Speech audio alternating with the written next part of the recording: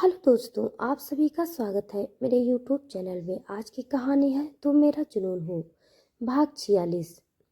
करीम ने जल्दी से सर हिलाया और व्हाट्सएप मैसेज को खोल दिया।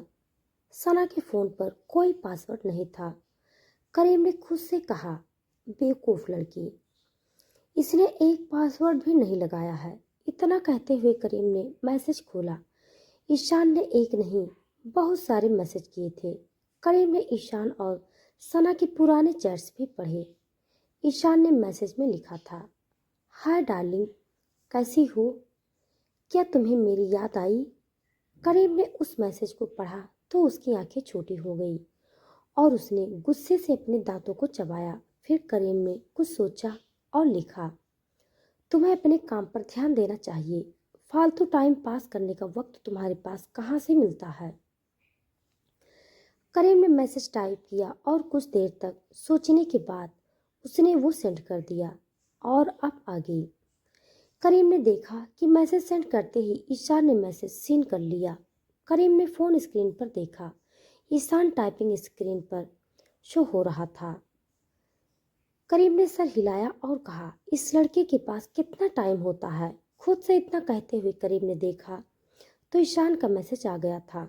ईशान ने लिखा था, तुम तो काफ़ी इंटेलिजेंट हो।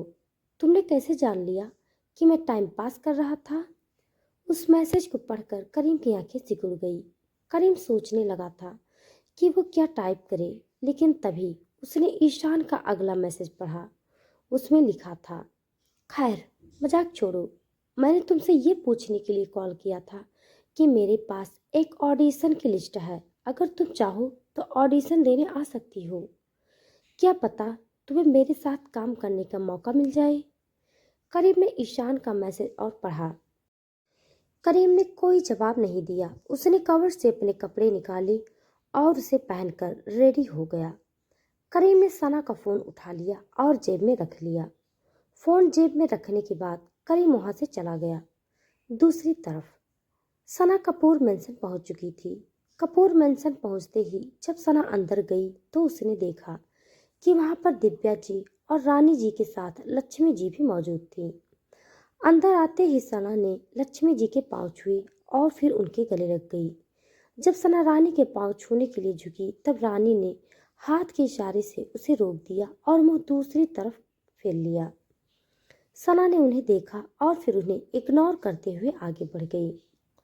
प्रणाम मॉम। सना ने झुककर दिव्या जी के पाँव को छू लिया। दिव्या जी ने सना की गालों को प्यार से थपथपाया और फिर बाहर की तरफ देखते हुए पूछा, सना बेटा, करीम नहीं आया? सना ने दिव्या जी की बात सुनी तो उसने ना में सर हिलाया और कहा, मॉम, उन्हें किसी ज़रूरी काम से जाना पड़ गया था, इसीलिए वो नहीं आ पाए हैं। दिव्या जी ने सना की बातों को सुनकर सर हिला दिया। तभी रानी जी ने अपनी बातों में कड़वाहट का तड़का लगाते हुए थोड़े गुस्से से भरी आवाज में कहा, आपके बेटे करीम के पास समय कब होता है भाभी? ये तो बस ना आने के चोचले हैं। आखिर मेरी बेटी भी काम करती है, लेकिन जब उसे बुलाया जाए तो वो आ जाती है। आखिर बच्चों की जिम्मेदारी परिवार के प्रति होनी ही चाहिए। इस मामले में करीम बहुत केयरलेस है। रानी जी के मुंह से करीम के बारे में बुरा सुनकर सना को अच्छा नहीं लगा। दिव्या और लक्ष्मी जी ने भी रानी को घूर कर देखा। दिव्या या लक्ष्मी जी कुछ बोलने ही वाली थी कि उससे पहले ही सना ने सर हिलाया और थोड़े गुस्से से कहा, बुआ जी, जैसा आप सोच रही हैं वैसा कुछ भी नहीं है। करीम अपने परिवार से बहुत प्यार करता है और वैसे भी अगर करीम यहाँ नहीं है तो क्या हुआ? मैं उनकी वाइफ हूँ और उसकी जिम्मेदारियों को बांट सकती हूँ, है ना मॉम? अपनी बात कहते हुए सना ने दिव्या जी की तरफ देखा। दिव्या जी ने सना का यह रूप देखा तो उन्हें काफ़ी अच्छा लगा। उन्होंने कभी नहीं सोचा था कि सना इस तरह से जवाब भी दे सकती है। दिव्या जी ने सर हाँ में हिलाया और सना से कहा, हाँ बेटा, तुमने बिल्कुल सही कहा। एक पत्नी होने के नाते करीम की सारी जिम्मेदारियां तुम्हारी भी जिम्मेदारियां हुई। दिव्या जी के इतना कहने पर लक्ष्मी जी मुस्कुराने लगी, जबकि रानी जी को लगा जैसे सना उन्हें नीचा दिखाने की कोशिश कर रही थी। सना को सही में करीम के बारे में गलत बात सुनकर ही जाने क्यों लेकिन गुस्सा आ गया था। उसने कभी सोचा नहीं था कि वो बुआ जी को जवाब देगी, लेकिन उसे गुस्सा ही इतना आया कि फिर वो खुद को रोक नहीं पाई। वो सब अभी बात कर ही रहे थे कि तभी एक कार वहां आकर रुकी। सना और बाकी सबने देखा तो सामने से हर्ष आ रहा था। हर्ष के साथ ही एक लड़की भी थी। उस लड़की ने वाइन कलर का लॉन्ग वन पीस पहना हुआ था, बालों का पोनीटेल बनाई हुई थी। सबकी नजरें उस तरफ चली गईं। तभी हर्ष उस लड़की के साथ अंदर चलकर आया। हर्ष अंदर आया और उसने सबसे पहले दिव्या जी के पाँव छुए और फिर अपनी दोनों बुआ से मिलने के बाद उस लड़की की तरफ इशारा करते हुए दिव्या जी से कहा, मॉम। हाँ बेटा बोलो, क्या तुम्हें ललिता पसंद आई? तुम दोनों ने आपस में ठीक से बात की है ना? दिव्या जी ने एक्साइटेड होते हुए कहा। उन्होंने हर्ष के मन की बात को समझने की कोशिश नहीं की। हर्ष ने उनका सवाल सुनते ही मुंह बना लिया। क्यों ललिता, तुम्हें मेरा बेटा हर्ष पसंद तो है? दिव्या जी ने हर्ष के साथ खड़ी लड़की ललिता की तरफ देखते हुए पूछा। उस लड़की ने दिव्या जी के सवाल को सुना और शर्माते हुए मुस्कुराने लगी। सना ने हर्ष के चेहरे की तरफ देखा। वो काफी गंभीर लग रहा था। सना ने नोटिस किया कि शायद हर्ष ललिता से शादी नहीं करना चाहता। तभी दिव्या जी ने हर्ष और ललिता का हाथ पकड़कर उन्हें काउच पर बिठा दिया और कहा, तो बताओ तुम दोनों ने क्या फैसला लिया? कब करोगे तुम दोनों शादी? शादी? हर्ष ने दिव्या जी की तरफ देखा, फिर उसने अपने आप को सख्त दिखाते हुए कहा, मॉम इतनी जल्दी किस बात की है? मैं भी शादी नहीं करना चाहता हूँ और वैसे भी मैं भी अभी बहुत बिजी रहने वाला हूँ। मेरे पास शादी वादी करने का समय नहीं होगा। मेरे कई बड़े प्रोजेक्ट अटके पड़े हुए हैं। हर्ष ने अपनी बात कहने की कोशिश की। हर्ष की बात सुनकर ललिता जो कि मुस्कुरा रही थी, उसका चेहरा मुरझा गया। उसने पैनी नजरें उठाकर हर्ष की तरफ देखा तो हर्ष ने अपनी नजरें दूसरी तरफ घुमा ली। वो इस लड़की का दिल नहीं तोड़ना चाहता था। हर्ष की बात सुनकर दिव्या जी उसकी तरफ देखने लगी और चुप हो गई। तभी लक्ष्मी जी हर्ष के पास आई और उसके बगल में बैठ गई। उन्होंने हर्ष की तरफ देखते हुए मुस्कुराते हुए उससे कहा, हर्ष बेटा, हम तुम्हें आज ही शादी के लिए तो नहीं कह रहे हैं ना? तुम काफी बड़े हो और अब तो तुम्हारे छोटे भाई करीम की भी शादी हो गई है। ऐसे में हमें तुम्हारी शादी की चिंता होगी ही ना। लेकिन बुआ, मुझे भी शादी नहीं करनी है। मैंने एक बार कह दिया तो कह दिया, बस बात यही खत्म। हर्ष ने चिढ़ते हुए कहा। उसके चिढ़ने पर सबने उसकी तरफ देखा। ललिता की आंखों में आंसू की बूंदें आ गई थी और उसकी प्यारी सी आंखों में आंसुओं का सैलाब बनता जा रहा था। लेकिन हर्ष ने अपनी बात को जारी रखते हुए आगे कहा, मॉम, मैं यहाँ बस आपको ये बताने के लिए वापस आया था कि मुझे ये शादी नहीं करनी है। फिर हर्ष ने ललिता की तरफ देखा और कहा, मिस ललिता, आप काफी इनोसेंट और प्यारी लड़की हैं। आपका दिल दुखाने का इरादा नहीं था मेरा, लेकिन सच तो ये है कि मैं शादी करना ही नहीं चाहता हूँ। अगर आपकी शादी मुझसे जबरदस्ती भी हो जाती है तो मैं आपको पत्नी का प्यार नहीं दे पाऊंगा। आप समझ रही हैं ना मैं क्या कह रहा हूँ? बेटा, ये तुम क्या कह रहे हो? दिव्या जी ने उसे बीच में रोकते हुए कहा, लेकिन वो नहीं रुका और उसने कहा, जो सच्चाई है वो कह रहा हूँ मॉम। हर्ष ने गुस्से से चिढ़ते हुए कहा। ललिता ने उसकी बात सुनी और उसकी आंखों से आंसू बहकर गालों पर लुढ़क आए। वो रोते हुए वहां से भाग गई। दिव्या जी ने उसे रोकने की कोशिश की। ललिता, ललिता मेरी बात सुनिए। सना जो ललिता को जानती भी नहीं थी वो उसके पीछे गई, लेकिन ललिता जा चुकी थी। हर्ष ने उन सबको गुस्से से देखा और वो भी वहां से चला गया। दिव्या जी धम्म से काउच पर बैठ गई और रोने लगी। लक्ष्मी जी ने उन्हें संभालते हुए कहा, भाभी, आप क्यों चिंता कर रही हैं? हो जाएगी ना हर्ष की शादी। कब हो जाएगी और कैसे लक्ष्मी? दिव्या जी ने रोते हुए कहा। लक्ष्मी चुप हो गई। रानी वहां पर हो रहे नाटक को देखकर स्माइल करने लगी। तभी सना भी बाहर से आ गई। सना ने अपनी सास दिव्या जी को रोते हुए देखा तो कहा, मॉम प्लीज आप परेशान ना हो, सब ठीक हो जाएगा। बड़े भैया की शादी भी जल्दी ही हो जाएगी। हाँ, दिव्या जी ने धीरे से कहा। सना उनके पास आई और अपने दोनों हाथों से दिव्या जी के आंसुओं को पोंछते हुए उसने कहा, मॉम, ये दुखी होने का मौका नहीं है। चलिए, हम आपकी होने वाली बहू के लिए कुछ शॉपिंग करके आते हैं। आप प्लीज मेरे साथ चलिए।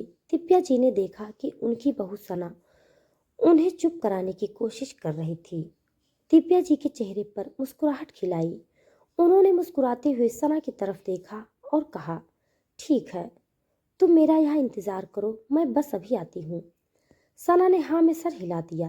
दिव्या जी वहां से रेडी होने के लिए चली गई और रानी भी गुस्से में वहां से चली गई। तभी सना को कुछ याद आया तो उसने पूछा, बुआ जी, घर पर कोई क्यों नहीं है? क्या जूही और शौर्य और जिया तीनों चले गए हैं? सना के सवाल पूछने पर लक्ष्मी जी ने मुस्कुराते हुए कहा, हाँ बेटा, शौर्य और जूही तो अपने स्टडी की वजह से चले गए हैं, लेकिन जिया जिया भी यहीं पर है। हालांकि आज वो अपनी सहेलियों से मिलने गई है। ओह, कोई बात नहीं, मैं उस दिन भी जिया से नहीं मिल पाई थी। कोई बात नहीं, मैं फिर कभी उससे मिल लूंगी। सना ने स्माइल करते हुए कहा और पलटी। लेकिन तभी उसने देखा कि सामने से विहान चलते हुए आ रहा था। विहान को देखकर सना ने स्माइल किया। तभी विहान पास आ गया। उसने मुस्कुराते हुए अपने जेब से सना का फोन उसकी तरफ बढ़ाते हुए उससे कहा, मिसेस कपूर, शायद आप अपना फोन घर पर ही भूल गई थी। ओह हाँ। सना ने जल्दी से उसके हाथ से अपना फोन ले लिया और उसे थैंक्स कहा। विहान भी मुस्कुराने लगा और उसने सना की तरफ देखते हुए उससे कहा, मिसेस कपूर, आप जब भी फ्री हो तो एक बार सर से जरूर बात कर ले। उन्होंने स्पेशली कहा है। असल में उन्हें बहुत जरूरी बात करनी है। ठीक है। सना ने सर हिला दिया। विहान वहां से चला गया। लक्ष्मी जी ने उन दोनों की बात सुनी थी तो उन्होंने मुस्कुराते हुए कहा, कर लो, कर लो, क्या पता करीम को रोमांस वाली कोई बात करनी हो। इतना कहते हुए लक्ष्मी जी हंसते हुए वहां से चली गई। उनके जाने के बाद सना ने सर हिलाया और करीम को कॉल लगा दिया। जैसे ही कॉल रिसीव हुई, सना ने कहा, हेलो। उधर से करीम ने कॉल रिसीव करते ही पूछा, कब निकल रही हो वहाँ से? मैं तो अभी मॉम के साथ शॉपिंग पर जा रही हूँ। सना ने करीम को जवाब दिया। सना को करीम से बात करते हुए थोड़ा awkward लग रहा था। सना को याद भी आया कि कैसे करीम ने उसके सामने ही अनाया से बात की और न जाने कितनी देर तक करता रहा होगा। इस बारे में सोचते हुए सना का मन उदास हो गया। तभी करीम ने सना से कहा, बेबी, क्या आज तुम मेरे साथ डिनर पर चलोगी? वैसे भी मुझे एक बहुत ही ज़रूरी बात तुमसे करनी है। करीम के सवाल को सुनकर सना ने कुछ देर सोचा और कहा, ठीक है, मैं शाम को तुम्हारा इंतज़ार करूंगी। करीम ने सर हिलाया और फ़ोन रख दिया। उसके चेहरे पर एक स्माइल आ गई थी। करीम ने स्माइल करते हुए अपने मन में सोचा, बेबी, तुम्हारे जन्मदिन पर मैं तुम्हें ऐसा गिफ्ट देना चाहता हूँ, कुछ ऐसा करना चाहता हूँ जो तुम्हें हमेशा याद रहे। खुशी से अपना सर हिलाते हुए करीम अपने काम में बिजी हो गया। दूसरी तरफ सना ने मन में सोचा, करीम का ज़रूरी काम हो सकता है।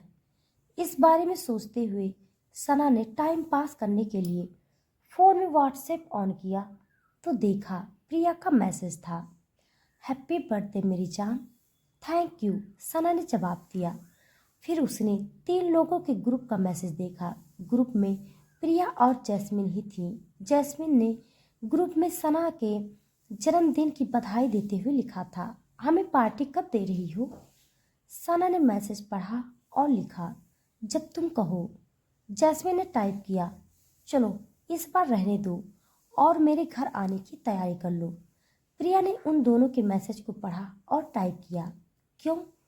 क्या सना के जन्मदिन की पार्टी तुम दे रही हो? नहीं बाबा, कुछ दिनों में मेरी और मोहित की शादी की एनिवर्सरी है और मैं इस बार मोहित के लिए कुछ सरप्राइज प्लान करना चाहती हूँ और इसमें तुम दोनों को मेरी मदद करनी होगी। जैस्मिन ने मैसेज टाइप किया, हालांकि मैसेज टाइप करने के बाद जैस्मिन ने मन में सोचा, इस एनिवर्सरी पर मैं मोहित को अपना सारा सच बता दूंगी, फिर चाहे वो मुझसे नफरत करें या प्यार। इस बारे में सोचते हुए जैस्मिन का दिल जोर से धड़कने लगा। जैस्मिन का एक सच ऐसा भी था जिससे मोहित अनजान था और जिसके लिए कोई था जो जैस्मिन को ब्लैकमेल कर रहा था। जैस्मिन इस बोझ के तले हर रोज घुटती जा रही थी और अब ये बोझ वो सहन नहीं कर सकती थी। करीम ने सना के लिए कौन सा सरप्राइज प्लान किया है? क्या है जैस्मिन का राज जो वो सबसे छुपा रही है? क्या होगा जब जैस्मिन बताएगी मोहित को अपना सच? क्या मोहित फिर भी करेगा जैस्मिन से प्यार? जानने के लिए आप सब मेरे साथ बने रहिए।